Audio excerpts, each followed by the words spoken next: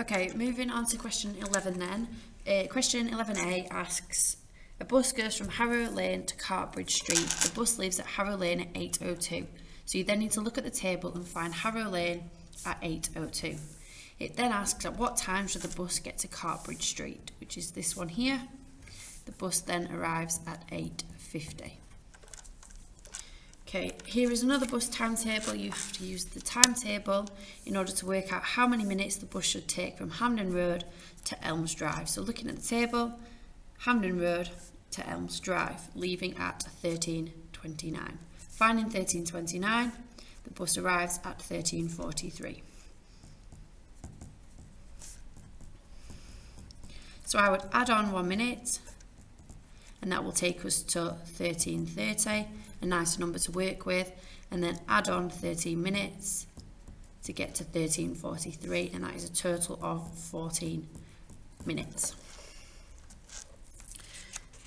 Part C then, so it's asking us to work out and plan Peter's journey, visiting his grandmother and getting back to Harrow Lane by 4 p.m. So using the tables you've got from the other page, we need to find out the latest bus that Peter can get on in order to get back to Harrow Lane by 4 p.m, which is actually this bus here. Arriving back at Harrow Lane at 15:49.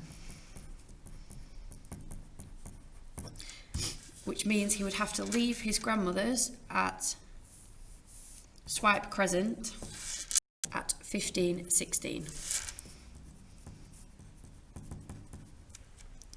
He wants to spend 3 hours with his grandmother, which takes him to 12:16, or what time he can arrive at his grandmother's. You then need to look at the initial table and find where he could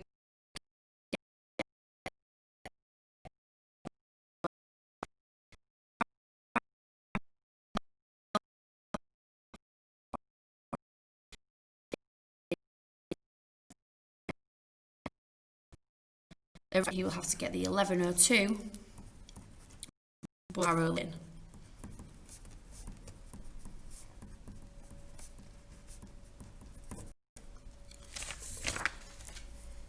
Okay,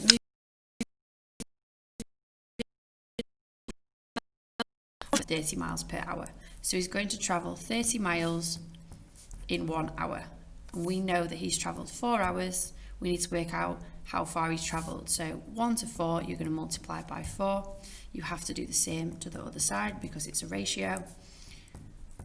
Therefore, he has driven 120 miles in those 4 hours. On Tuesday, Ravi drives 200 kilometres. You would have to change kilometres into miles for this to work. So setting it up as a ratio again of 5 miles to 8 kilometres, and you are given 200 kilometres. In order to get from 8 to 200, you do it in reverse, so 200 divided by 8 is going to give you 25. Therefore, your multiplier is 25. Doing the same to the other side, 5 multiplied by 25 is going to give you 125 miles. He therefore travelled further on Tuesday.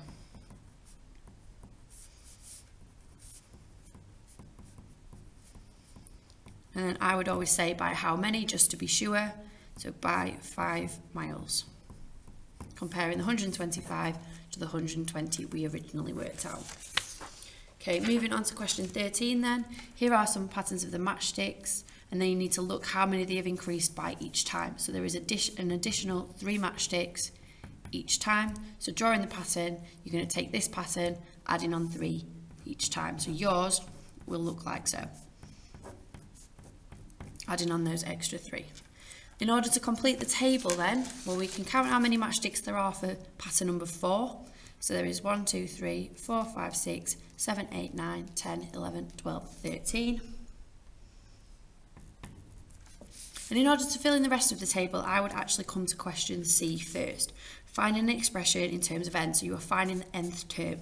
So the pattern you already know, the sequence, 4, 7, 10 and 13 and so on. Finding the term to term rule, which is adding on 3 each time. Writing out your 3 times table.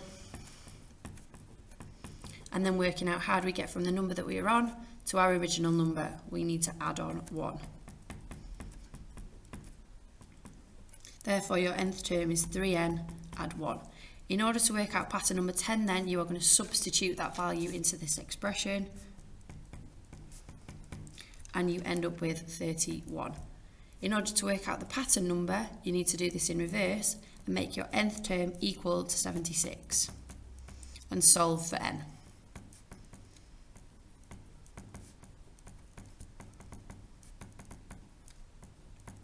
So therefore n is equal to 25. So in order to get 76, that is the 25th number in the pattern.